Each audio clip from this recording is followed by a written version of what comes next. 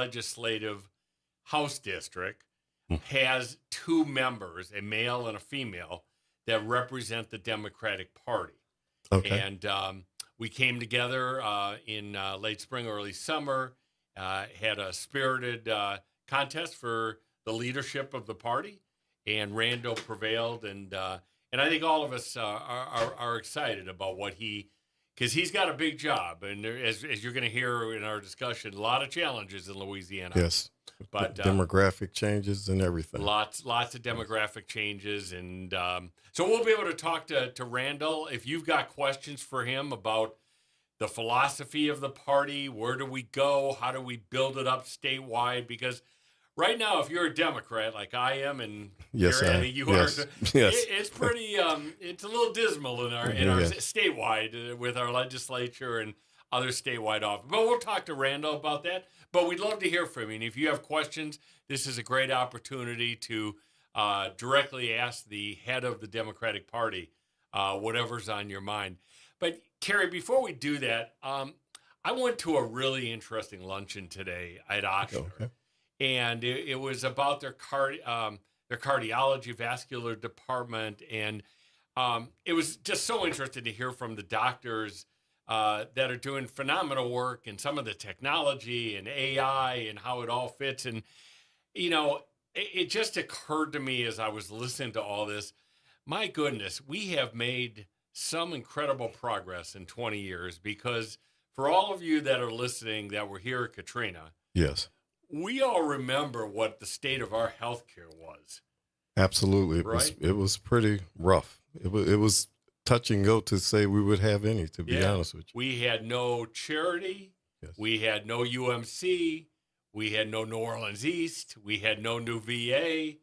I remember there was kind of a transient healthcare set up on Canal Street, I Yeah. think down at the river. Yes, they did. That was pretty much, in many ways, what About we had in New Orleans. Yeah. Ochsner was still there and doing great work, but we did not have very much. And, and for those that were coming from the East or the Ninth Ward or wherever, it took a long time to get to healthcare, and put them in some very dangerous. Compare that with what we have now, which is really amazing. When you look at the two major systems in our community, LCMC and Ochsner, these are These are huge systems, exactly. fabulous facilities. Every one of them now is state of the art, pretty much, and we're very fortunate in that sense. Yeah, and first rate, and they partner with others. LCMC has done a great job, obviously, not only with UMC, but they have East Jeff. Yes. I think they have West Jeff. I think is part of LCMC. New Orleans East Hospital, Right. Children's Hospital. So just a complete network that could service really from kids all the way to seniors. And of course, Ochsner has been building everywhere. It's almost like Absolutely. you pick up On the every paper and corner Ochsner's almost. got a new Yeah. facility Yeah. somewhere. They're the new K&B. They're on every corner. They are, yeah. And they were talking today about the level of NIH grants that have been coming to all of the facilities here in New Orleans. We have a world-class cancer consortium Yes. here. We should be very proud for our veterans of the new VA. Yeah. Yes. It's just, again, from where a city was in 20 years to where it's come. Again, sometimes we in New Orleans, we don't really understand some of the progress, A lot of negativity on different things, but this is an area, boy, we are a success story. It seems like, to add to what you're saying, it seems like during the Katrina episode, seems like the hospitals and the nursing homes were hit the hardest for some reason. It was all random, but they seem to have suffered the most.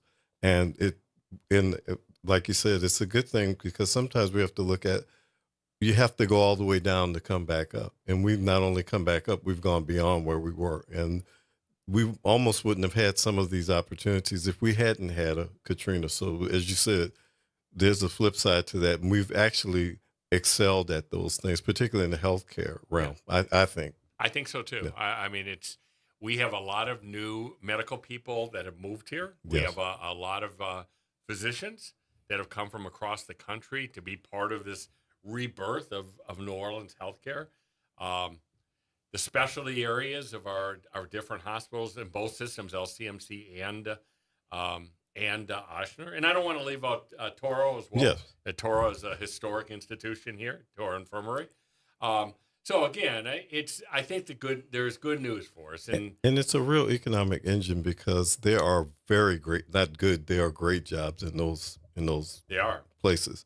And also, I noticed just not too long ago, there was an article about Suno had just graduated its first largest class of male nurses. Uh-huh. And I'm sure with all the issues and labor issues and all those type of things post-COVID, that there are many job opportunities for people, and that's something to look into if you're really looking at something to have a part, have a role, and have a really good future in New Orleans. There's no question about it. It's I can just say from firsthand experience, there is a nursing shortage here. Yes. And across the country. And at one of our future shows, I mean, we're going to hopefully talk a little bit with about the nursing situation. You know, in New Orleans, LCMC is facing a strike, a one-day strike coming up. Yes. I think it's next week. Yes. And, you're finding unionization of the nursing community and other things. So it's a pretty interesting, relatively newer topic. And we'll try to see if we can put a little focus on that. Yes. But we're gonna take a really quick break, and then we will be back with Randall Gaines, the head of the Louisiana Democratic Party.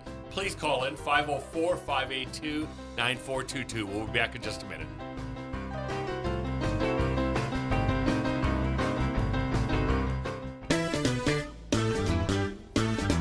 Hi, I'm Leo Jackson, host of Sunday Gospel here every Sunday morning, 5 a.m. to 7 p.m. and 12 o'clock till 2 p.m. You don't want to miss this move of God. It happens only on WBOK. You listen to all day long. NOLA Public Schools is excited to be on this 2024-25 school year journey with our families, watching our students dive into learning, growth, and success. As the school year continues, our dedicated educators are focused on keeping every student engaged and motivated. Let's keep embracing new challenges, celebrating achievements, and supporting each other to make the rest of this year even more impactful. Stay connected with your school and NOLA PS through our social media channels for updates and resources. We're here to help our scholars. Attend today, achieve tomorrow. Delgado Community College offers programs in business, technology, health sciences, and the arts. With over 100 career-focused degrees and certificates that are affordable, flexible, and transferable, we can give you the knowledge and skills to succeed. Delgado is a great fit if you're starting your post-high school education, or we can help you advance or change your career. Take a step toward being unstoppable at Delgado Community College. Visit dcc.edu to learn more today. WBOK and LCMC Health are proud to present the Keeping You Well Cafe, 60 minutes of LCMC Health, where doctors speak directly to the people of New Orleans. LCMC Health is committed to improving the quality of healthcare in the New Orleans area, the Gulf South, and beyond. The Keeping You Well Cafe is another way for LCMC Health to engage with the community. Over the next few months, LCMC Health will join WBOK and local businesses to answer your health and wellness questions. Through this partnership, LCMC Health will provide resources to the community, including subject matter experts from the hospitals that will share expertise on health concerns and wellness practices to help you live your best life. Tune in to WBOK during the last hour of the reality check, or catch us at lcmchealth.org and follow us on social media. People's Health has a new Medicare plan designed for people with diabetes, chronic heart failure, or cardiovascular disorders. It features a monthly over-the-counter allowance, lower costs for a number of prescriptions, and lower specialist copays than non-special needs plans from People's Health. To learn more about a chronic special needs plan, call 1-800-342-2147. Plans are insured through United Healthcare Insurance Company or one of its affiliated companies, a Medicare Advantage organization with a Medicare contract. Enrollment in the plan depends on the plan's contract renewal with Medicare. WBOK 1230 AM online at WBOK1230.com. The Arnie and Carrie Show with Arnie Philco and Carrie Grant. All right, we're back, and I think we have on the line the head of the Louisiana Democratic Party, Randall Gaines. Randall, do we have you? Yes, sir. I'm here. It's a pleasure. It's a real honor for Carrie and I to have you on our relatively new show.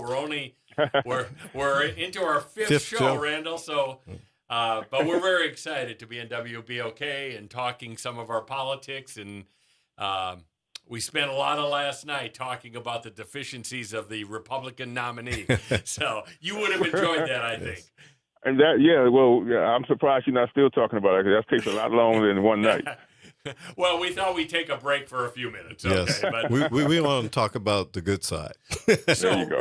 Randall, you are into your, what is it, about 7 months as the head of the party?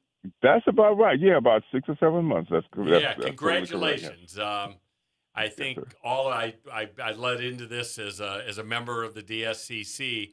I think all of the Democrats in Louisiana are really excited about your new leadership and what you're going to bring to what you already are bringing to the table and what you'll bring into the future. But, for those that may not know, just kind of tell us a little bit about Randall Gaines, what your background is and why you made the decision to make the run for leadership.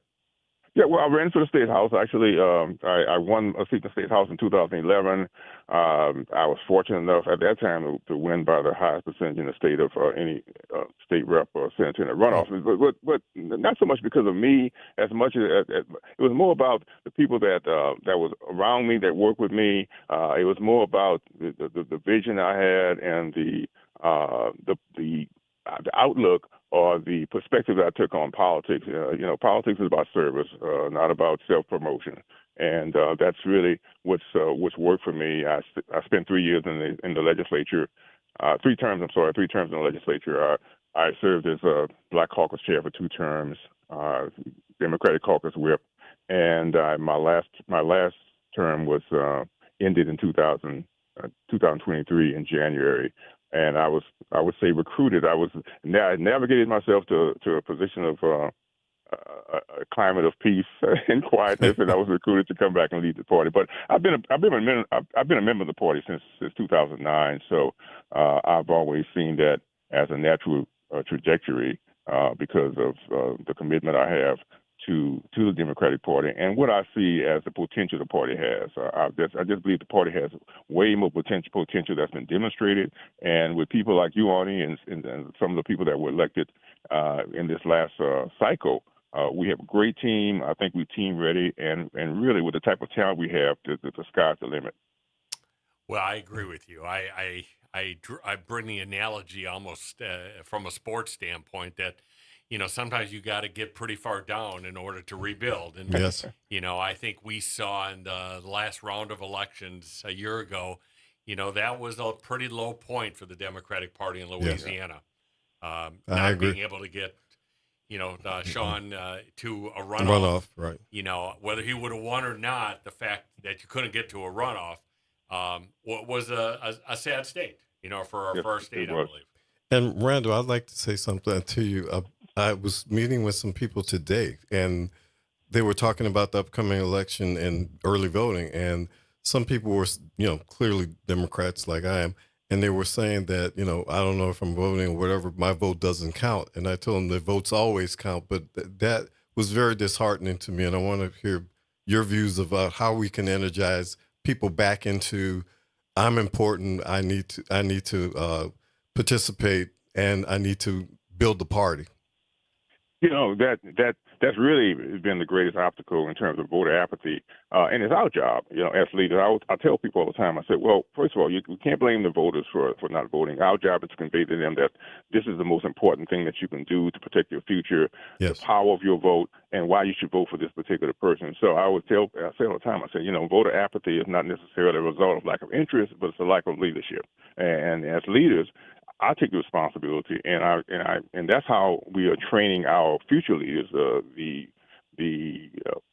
candidates that we profile and train, we say, look, your job is to convince these people that it's important to vote. And there's tons of information out there that demonstrate and have shown that one vote can make a difference in the outcome of an election. It can make a difference in the direction of community, and it can make a difference in the outcome of the future of our country. One vote can make a difference. I've seen the numbers, and I've seen the different elections. I've researched it, and many times a person won by just one vote. Lyndon Johnson won his Senate seat in Texas by less than 1/100,000 of a percent. In other words, it was 87 votes out of 10 million that that allowed him to win his seat. So one vote makes a difference, and I just want to encourage people that don't think that your vote, don't take your vote for granted, because that's the greatest power you have for change. And if you don't vote, you're allowing others to vote someone in office that's going to act against your interests. True. Randall, I think for a lot of people that may not, that look at the legislature now and look at the state offices, and they see that they're largely held by Republicans. I think we have to look back in history a little bit, because certainly people from the state that, remember this, but newcomers may not, that we in Louisiana were a Democratic Party dominated state, really all the way up until the late 1960s. Yes. And that changed for a lot of reasons. There was a very interesting article a few days ago in The Advocate that kind of talked about the history and some of the demographics that I kind of want to get into for a minute, because they lead to where your philosophy may be. But really, it started in the 1968 presidential election, when you had George Wallace running, and you had a number of the southern states that were Democratic that started to turn.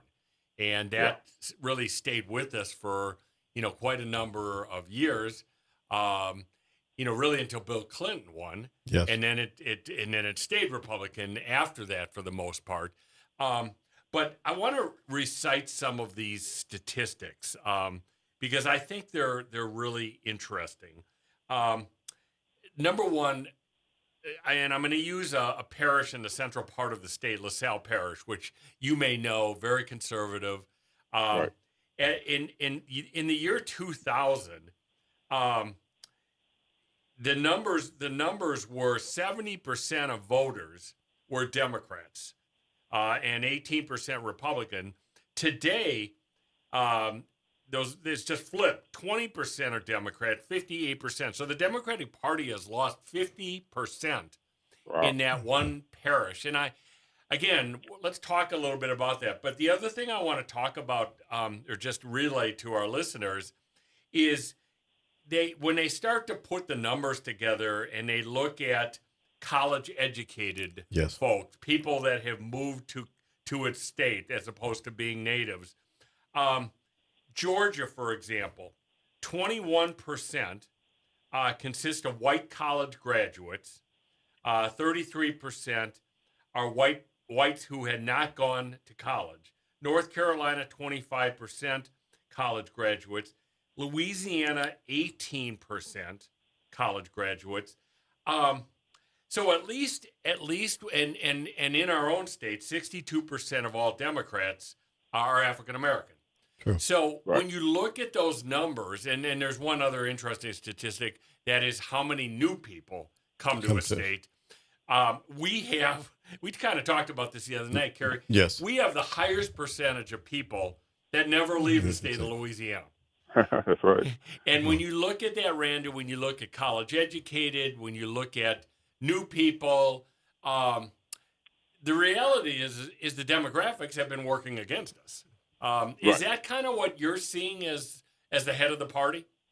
Yeah, well, absolutely. And what you were talking about earlier, I mean, just a little while ago, and very prolifically, was the Southern strategy that was put in place after the Civil Rights Movement. And this was put in place in the late 60s, and Ronald Reagan took it to a higher level with dog whistles, and of course Donald Trump took it to an unbelievable level with a bullhorn.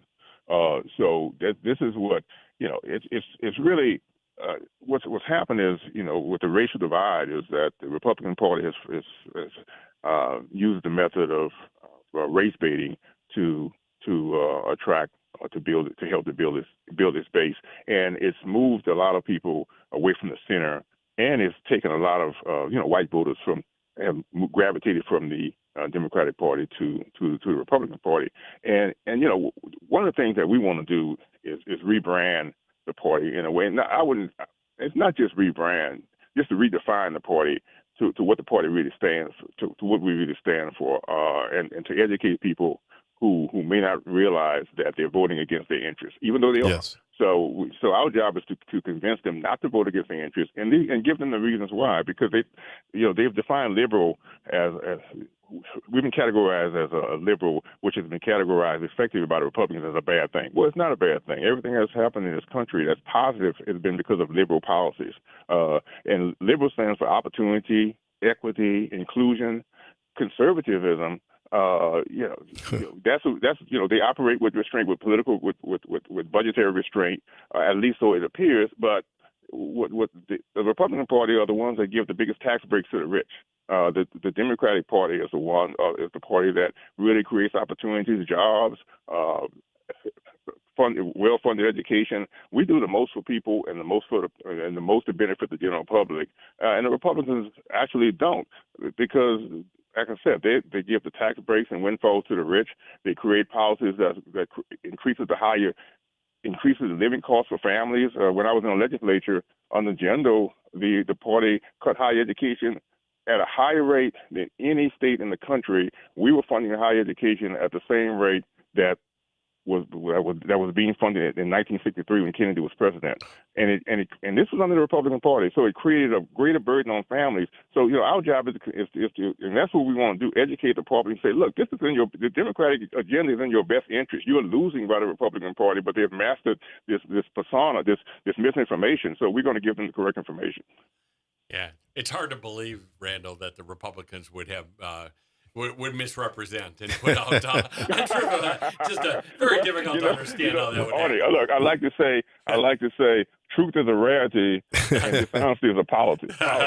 One thing that I'll add to what you're saying, Randall, and this is the one that I've never could understand, is how can you vote for someone who's literally taking your health care away from you that you could get or that you have already? And I actually remember someone being on television saying that, oh, I didn't realize if they took this health care from me, it would affect my grandmother. And it's those types of things, like you're saying, that are against people's interests, but they seem to be unaware that their interests are those very things that they're voting against. And instead of, I'm taking the perspective, instead of, it's worthy of much criticism, but instead of just putting our energy into that, just put the energy into educating them and enlightening them on what the real issues are and what the real impact to their family would be. And one of the things I've talked about when I'm going on my statewide tour to different Democratic areas, I've explained to them that that we can't just talk about how bad how bad the Republican policies are, how harmful they are. I said we want to be able to demonstrate examples. We want to show them concrete facts in terms of the outcome of what's the consequence of these policies that people don't see, because the Republicans, they'll do an effective job of propaganda and they'll paint a picture that's not really a reality of what's going to actually happen. The proliferation of guns for the protection of just your homes and society. No, it just makes society more lethal. I mean, our homicide rate is 20 times that of the average rate of any major country in the world. So it makes no sense. Yeah. How Randall, I know you've really been working hard and getting out to the different parishes all over the state, because we have to build the infrastructure in a lot of these parishes and strengthen the Democratic Party support system that's there. But how has your response been so far? That's a great question, Arnie. The response has been tremendously positive. We've gone to Shreveport, Lake Charles, Lafayette, Alexander, St. Mary Parish, Opelousas, the North Shore, and the enthusiasm. And this was before, enthusiasm went through the roof when Kamala Harris got in the race, but this was in the June, July timeframe, and the enthusiasm around the state was shockingly high. I mean, enthusiasm was just really powerful. People were confident, encouraged, because of the new leadership of the party. They really were really excited about the leadership, and the party would get maybe 15 to 20 on a good day when the party would previously in the last 3 or 4 or 5 years would go to different areas for town hall meetings. We had 60, 70, 80 people in the room, and the interesting thing about it is it wasn't minority. It was half. It was a evenly split. The diversity was evenly split. I mean, it was half white, half black. Some areas were more white because a lot of whites are coming back into the party because they see the dangers of the Republican agenda, and it's impacting them at their doorstep. Yeah, Randall, this is kind of a philosophical question, but this is what I hear, and I'm sure you hear as well, and that is that a lot of people that were Democrats, when you talk to them that have moved on to the Republican parties, they look at the national party. They look at the National Democratic Party and say, I just can't relate to them anymore. It's out of touch. I'm more of a centrist. They're too far to the left. I don't like this particular person. How do you combat that when you go around as you try to rebuild this thing? Well, that's the reality of the challenge that we're dealing with because, the policies of the Democratic Party, many of the policies have been viewed as too far to the left, too progressive. But they're still, if you look at the policies of the party as a whole, they still provide much greater benefit than they get from the Republican Party because the Republican Party is not. They haven't given them any solutions, any structured policies that's going to benefit them. It's all propaganda. It's all messaging. It's all messaging defined to criticize the Democratic Party, and so we have policies that everybody's not going to agree with. But by and large, if you weigh them in the balance, the policies of the Democratic Party and the Democratic Party agenda will create many more beneficial policies and programs and initiatives that's going to benefit them and their families and their communities. Far beyond what the Republican Party is offering to them, because really, the Republican Party is just a party of no. I mean, I can't think of any policy they have that provides a human, family, individual benefit other than putting more guns on the street. I mean, for protection. I mean, which it's a policy that's catering toward fear and resentment, where the Democratic Party caters toward opportunity, inclusion, equity, justice reform, affordable jobs, affordable wages. So, we have the best policy. They may not like everything, but you're going to like a lot more than the Republicans offer you. Absolutely. Randall, could you stay with us for a few minutes? We need to go to a break. Can you hang with us for another 10 minutes? Here. Yes, sir. All right. Kerry, we'll come back in just a minute. We need to make some money for the station here and get to a commercial break, and we'll be back in just a few minutes. Important stuff.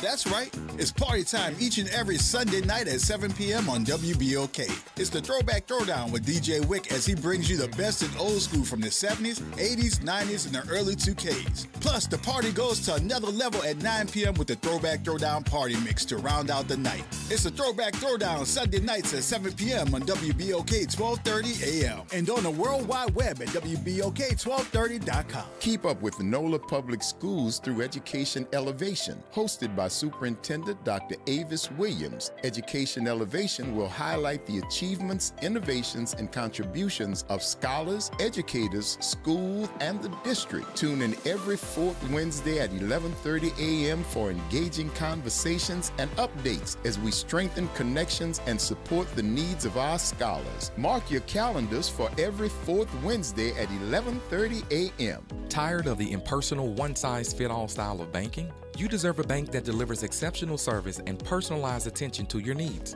That's the Home Bank Standard. Since 1908, Home Bank has been a trusted financial partner for businesses and families because we go the extra mile to help you reach your goals. See for yourself why Home Bank is good for business, good for life. Stop by any New Orleans area location or find out more at home24bank.com. Home Bank, member FDIC. Hi, it's Dr. Shepard with your Medical Minute. Let's discuss one harmful ingredient in many hair products, formaldehyde. This colorless gas is a known carcinogen found in hundreds of hair care products disproportionately used by Black women, such as Brazilian blowouts and keratin treatments. It increases the risk of cancers such as uterine, breast, ovarian, and of the upper respiratory tract. It's linked to allergic dermatitis, headaches, asthma, and nervous system disorders. The chemical has many names and derivatives, and even products that do not have formaldehyde may release it, such as methylene glycol or formalin. Risks are increased with long-term exposure. Lawsuits have been filed against prominent companies and manufacturers like L'Oreal, Revlon, Sally Beauty, Soft Sheen, and Avalon. In June, there were 8,170 hair straightener lawsuit filings. The FDA has been considering a ban on formaldehyde, but is consistently pushing back the timeline to reach a decision. You can call the FDA and support the ban or submit a public comment. For more information about safe beauty products, call me at 504-858-4696. This has been a Medical Minute with Dr. Cassandra Shepard on WBOK 1230 AM. Mask Up New Orleans. Wear your mask. A reminder from WBOK 1230 AM. The Arnie and Carrie Show with Arnie Philco and Carrie Grant. All right, everybody, we're back, and we are, again, really honored tonight to have Randall Gaines, the formal title is Executive Director, right? Oh, did we lose Randall? Oh. He's there. No, there we go. Hello. Hey, Randall, we got you. I was just leading in and saying we're really, really happy and excited and honored that you're with us tonight, and well, I'm honored. I'm honored, really, privileged to be with you guys. You are a powerful voice for the community and have a stellar record of leadership. So, if we can get close to what you guys have done, then we'll feel gratified. Yeah, absolutely. Randall, just for the audience, where's home for you? What I know you're from not far from New Orleans, but where is your home? I live in La Place, and I represented when I was in the legislature, St. John and St. Charles Parish. Okay, great. I know Carrie's got a question for you. Yeah, I just wanted to ask you to expound a little bit on youth outreach. Young people are definitely our future, and we can build a party with these young folks. I mean, what's going on with that? That is our greatest priority. We're prioritizing youth development as our most important objective for the next year or two. The 18 to 35, that's the future of our party. They're eager to get involved. A lot of the perspective, the perception is that young people don't really. It doesn't matter. No, they just need to be engaged. They don't think politics, the government works for them, and they need to be convinced. It needs to be demonstrated and need to be educated on the fact that it does. If they vote and they get engaged, they can make a difference. So one of the things that initiatives that we have is to rebuild the Democratic Youth organization on every college campus. Tulane has a really strong one. Oh, okay.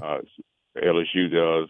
UL, University of Louisiana at Lafayette, they have a lot of really eager, strong young leaders, and we're developing those particular organizations. In some cases, rebuilding. In other cases, engaging and working with them to strengthen those organizations. But that's really important. And I'll say this real briefly. In 2016 and 17, I proposed a bill for the legislature that was supported. Well, actually, it originated from the LSU Student Government Association, and the bill gave college students the right to use their college IDs to vote, just to make it easier for them to vote. Yeah. Former LSU President King Alexander came to the table with me and testified on behalf of the bill. So we passed it, and not only for the operational purposes of making it easier for them to vote, but to let them know that we care about them and we want them involved in the process. Because the younger a person votes, the more likely they are to become a chronic voter. Absolutely. Thank you. Randall, let me turn the attention a little bit to the topic of recruitment of candidates, which, as you know, in every election, every state, whether it's federal, state, local, in many times it comes down to the quality of the candidate. Yes. how are you going about in different areas of the state? Getting people interested in running for office, and then I guess as a follow up to that, what type of systems are we trying to put in place to support those candidates so that they feel comfortable, they can raise the money, they know how to go and win an election? No, that's a great question. Certainly in line with our strategy and our vision for the party. So the most important thing that we're doing now is we're having training our DPECs, our parish executive committees. The one in New Orleans, OPDEC, is doing a great job under Leslie Bowie, training them to. We're moving beyond the political dynamics and beyond the political arena, and training them to be community leaders, to get involved in the issues that your communities are dealing with, the needs of your communities, find solutions 24/7, 365 days a year, inside and outside of the election cycle, because we're coming from behind, so we have to work harder and we have to get engaged at a higher level. So we're training them to become community leaders. Now, one of the aspects of that is to identify when they become community leaders, as we will train them to do, identify potential leaders in those communities that can come and work with them that would be a great candidate, because it's really important, as you said. It's the quality of the candidate in most cases. Yes. That determines the results of the election in many cases. So to profile and recruit really talented people who are appealing, qualified, and who are committed to service. And typically I'll tell them, I say the first question you want to ask when you're looking at a candidate or trying to profile a candidate, you have to ask yourself the question, would you vote for that person? And if the answer is no, then that's not the right that's not the right candidate. So that's really important because the candidate has to be someone who can generate community interest and community support, and that's where it all starts. If you can't start, if you don't have that foundation, then you're spinning your wheels. Yeah, no, you're totally right. And it's almost like kind of a mentorship program, because I can tell you, Kerry, when I ran in 2006, that was my first time for elected office, and I was pretty green, and you don't know. I mean, as a candidate, how do you put a staff together? Sure. Who should be on staff? How much do you pay them? How do you use social media today, which is a huge piece of the communications puzzle? All of the, what kind of political person should you put on the team? For most first-time candidates, all of this is brand new. Yes. And Randall, is there a sense of a person could, like with OPDEC, you could go to an OPDEC meeting and just see if you're interested or if they're interested in you, or is it more of a recruitment of individuals? I encourage them to attend those meetings and get involved, because OPDEC, the OPDEC that's operating in New Orleans now under the leadership, and OPDEC has always been really involved. But I can speak from the ones that I've worked with now, who are really eager. They're innovative. They're applying the community leadership doctrine in a very effective way. They're really all over the community, and they're getting involved. It's a great team to work with. If you want to learn to be a leader and you want to make a difference in your community, OPDEC in New Orleans would be the best place to start. And Arnie was saying that he didn't know a lot about politics. Arnie was a superstar, so he's a special case. Yeah. That's why we appointed him to be over candidate development, candidate training, but because we want to really give them the proper training. That's a big part of it. Well, help them raise money. We do, and Randa, you have my total support and effort, and we certainly want to help you, because I think you're 100% right. Policy is important. People want to know different policies, but at the end of the day, people sometimes go into that voter booth and. Do they like the person? Is somebody with integrity? Yes. Do they want them to represent them? Just like you said. So, I think that's one of the most important areas. And I think as you go around the state, and I loved your answer on kind of the progressive policy versus centrist, because at the end of the day, I think what the Democratic Party has to continue to communicate is that if you are interested in household issues, your family, healthcare, the economics, housing, education. I mean, look, I think it's a no-brainer. Okay, I think what the Democrats offer are solutions. You said that, and I think what the Republicans offer is fear and hate right now, and we've got to change that paradigm because unfortunately, it's been many decades that the Democratic Party has not been successful in delivering that message. Yeah, well, that's right. We haven't conveyed it in an effective way. Yes. It has to be compelling, attractive, and you're right. I mean, the Democrat, what's Make America Great Again? It would basically make America hate again, and that's kind of what it is. Yes, right. That's absolutely. right. We offer something far more beneficial, far more enlightening, and it's a no-brainer. I mean, what the Democratic Party offers provides so many positive things to an individual, their families, and their communities. It's almost it almost causes you to look at the situation and say, how did it get this way? Well, obviously we haven't done a good enough job of effectively communicating that to people that really need to hear it. Yeah, absolutely. So it was a pretty interesting summer for you, I'm sure. And you went to Chicago, obviously represented the party. Tell us, because I think people would love to hear what was the convention like. And, I don't know, sitting at home and watching on TV, I could tell you on Thursday night when our nominee delivered this speech, I was ready to go to war. So how did it feel in the room? It was awesome, and the enthusiasm and excitement was off the charts. And I told because I'm chair of the party, but I also served as chair of the Louisiana delegation. Oh. And this is my fourth convention. My first convention was 2007 with the Obama convention, and then 12, and so on. And I told the individual in the room, I said, look, this is going to be the most high energy, exhilarating environment that you're going to ever be in. And it was exactly that. And at the end of the convention, I told him, I said, look, promises made, promises kept. So because the energy in that place was just, totally through the roof, and the speakers were great. They changed the dynamic of how they presented it, how we did the roll call. They wanted best roll call ever. yeah. Well, I got a call 2 weeks before the convention, from the Kamala Harris campaign, and they said, hey, we're going to do something different. We'd like a celebrity from each state to stand with the chair to stand with the chair to do the roll call, and we want music from that state. Well, I submitted the song they did. I think it's all we do is win. By DJ Khalif, I believe, which was cool. That was cool. That was great. But the song I submitted was a Mardi Gras song because I felt it was indicative of New Orleans culture. It was the song by Professor Longhair, Big Chief. And I thought, the beat and the music was indicative of the kind of music that comes out of New Orleans. But anyway, it was great. But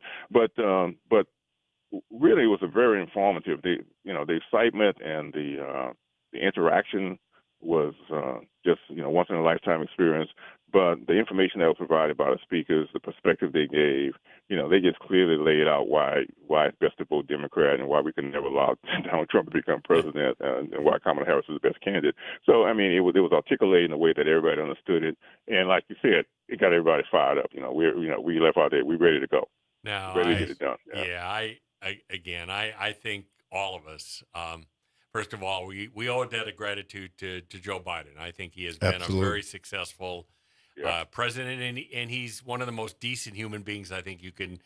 But it was time, and candidly, I don't think we'd be in this position 20 days out had he not made the decision he did, and so we'll see. Obviously, Randall, how do you feel? We're 20 days out today. November 5 is literally around the corner. How are you feeling right now? I'm just as confident as I was a month ago, 2 months ago when she entered the race. I mean, it was one of the largest, most profound political turnarounds ever when she got into the race in terms of the type of enthusiasm that followed.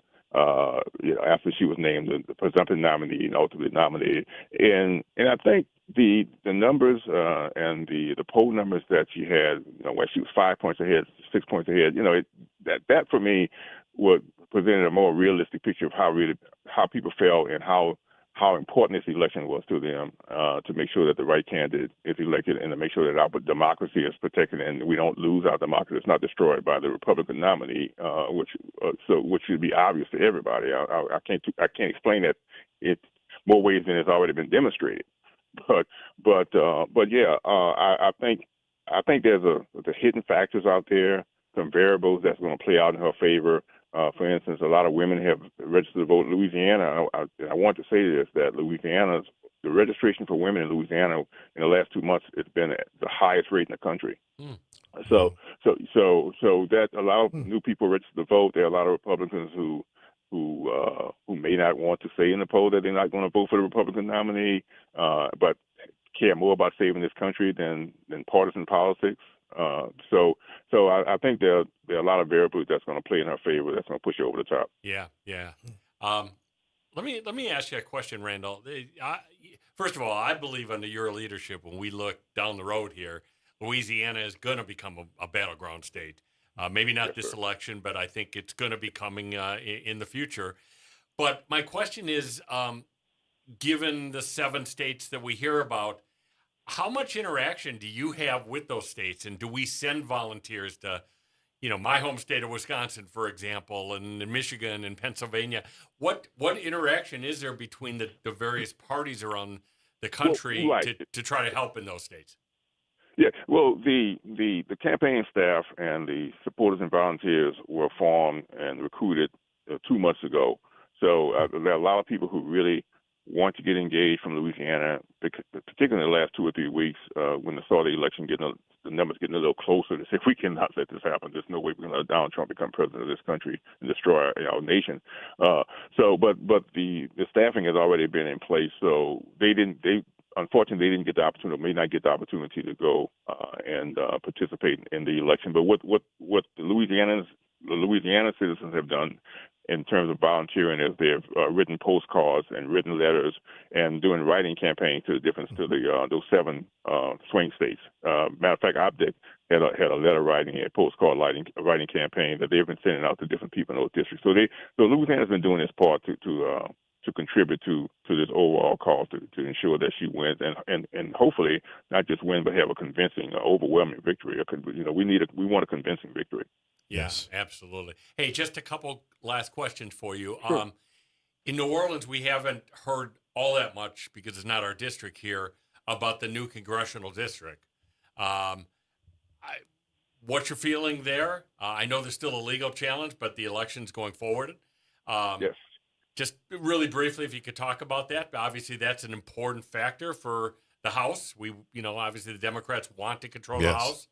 What's your thoughts there? Yeah, well, we that's critical. We need that. We need that district. We want a big win. We want a convincing win. The congressional district 2, which is Troy's district, we definitely working hard on that. That's an important race. Troy's going to win that. Yes. That being a new district, we are putting a lot of effort into that particular district to just to educate the voters on why this is an important election. This is that particular district. The creation of that district is a culmination of a 150-year cause, giving Louisiana a second Democratic district, a second minority district. I mean, it's a lot of effort, suffering, and sacrifice that was made to make this a reality, and not to mention the court battle. So it's a great win. It's a victory. We have to complete this and bring this victory home. So we're putting a lot of effort into it.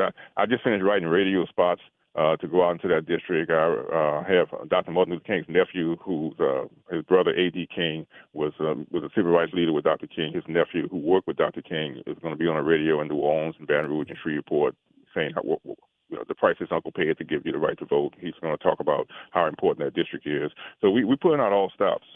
Well, I think that's important, and I think that's really great. And I'll just throw this in there. Maybe not this election, but we gotta field some good candidates and get rid of Congressman Higgins. Yes, because he is an embarrassment to the state. And I talked to friends from outside Louisiana, and the first question is, how can you have a congressman be as ugly and divisive as that man is?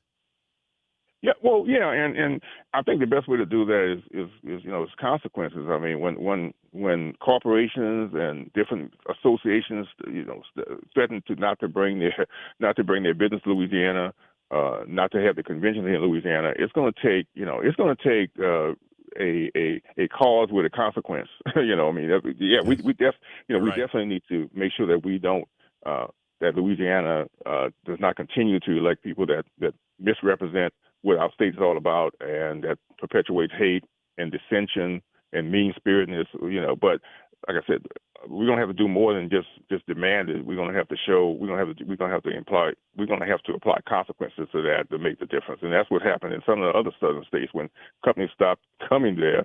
They changed. When it hit their pocket, they changed their tune. Really, they became they became much more friendly. No, absolutely. I was with the NBA, and I remember them pulling All-Star games from Charlotte and bringing it to New Orleans because of the values of that state. So. Well, I got to tell you, Randall, all of us should be very, very excited about what you're bringing to the table and your leadership, your energy. I am really impressed by, your first 6-7 months here. And I wish you all the best. For those that are listening, if people want to get a hold of the party, what's the best way if they want to volunteer, if they want to do anything to help? What is the best way to reach out to you and your staff? The party is located in Baton Rouge. They can Google Louisiana Democratic Party, go to the website, get the phone number off the website, call in. Our executive director is Drew Prestige. Our office manager is Michelle Brister. My cell number is 504-487-9904. If they can call me on my personal cell, I will always answer. We need everyone's hands on a wheel, particularly for this particular election. I call it the election of the century, and we need everybody to engage, everybody to vote. And beyond that, we definitely need new leadership and energy to help us to turn the party around, because that's going to protect and preserve the future of our state, a bright future for our state. Absolutely. Yes, I just wanted to thank you, Randall, for what you're doing. I know it's a hard job, it's a challenge, but as Arnie said, sometimes you have to go all the way to the bottom to build back up to the top. And I think you're the man to lead that. And I appreciate what you're doing. And anything we can do to be helpful on this show or outside of this show, we're more than willing to help. Yeah. Please do you that, guys, Randall. You guys are great. You're the voice of New Orleans, and we appreciate all you're doing. Well, we're here to help in any way that would be a benefit to the party. So let us know. And again, best of luck to you. Thank you for all you're doing. At about... I'd like to say it about midnight on November 5, but it could be November 6 or 7 or 8. But sometime I am confident that we're gonna raise a glass of champagne and celebrate a new president and a better day for this country. So thanks for doing what you're doing, Randall, and we will hopefully we'll have you as a guest in the future. I would love to, and we're going to stay the course. All right, you be well. Take care of yourself. Thank you. Thank you, guys. Thanks.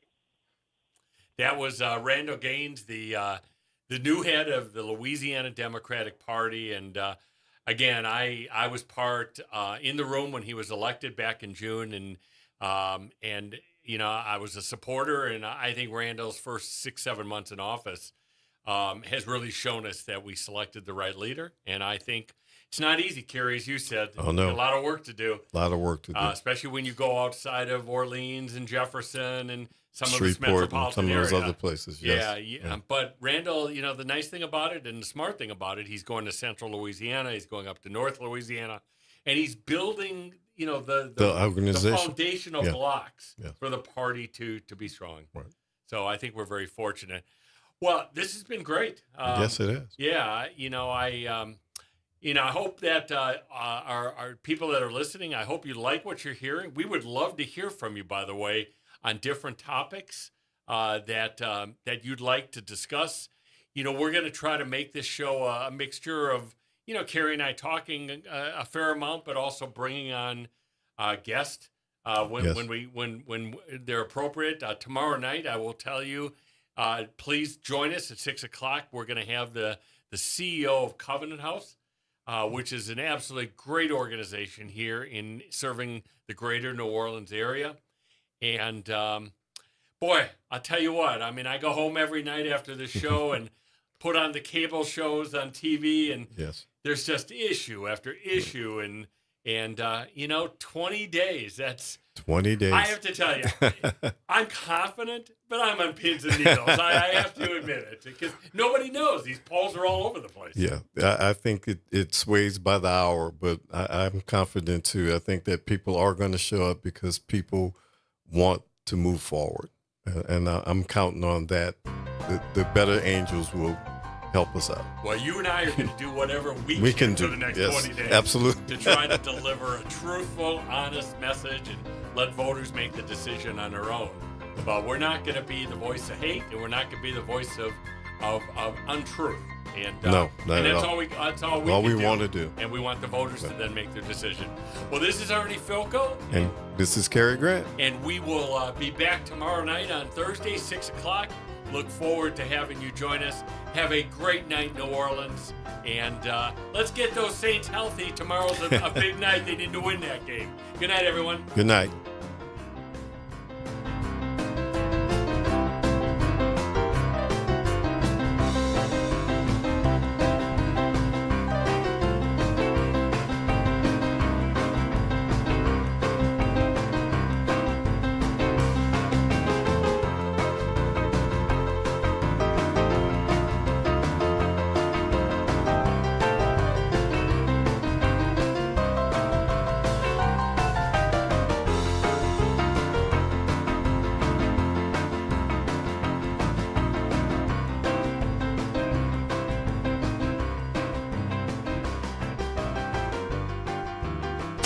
From the campus of Xavier University. WBOK 1230 AM. Go. An Equity Media Station.